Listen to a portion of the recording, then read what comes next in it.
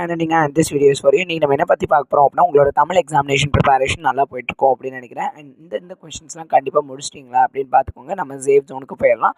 And 50 to 70% நீங்கள் என்ன பண்ணிடலாம் அப்படின்னா ஸ்கோர் எடுத்துடலாம் அப்படின்னு தான் நான் சொல்லுவேன். ஏன்னா இதில் மேக்ஸிமம் கொஷின்ஸஸ் நான் வெறும் இப்போ 4 2 மார்க் இருக்குன்னா அது 2 2 மார்க் மட்டும் தான் நான் விட்டுருப்பேன். ஏன்னா மித்த எல்லாமே கேட்டிருப்பாங்க, எப்படினாலும் கேட்கலாம், நிறைய கொஷின் பேப்பரில் கேட்டிருக்காங்கிறத பார்த்து மட்டுமே தான் இதை எடுத்திருக்கேன்.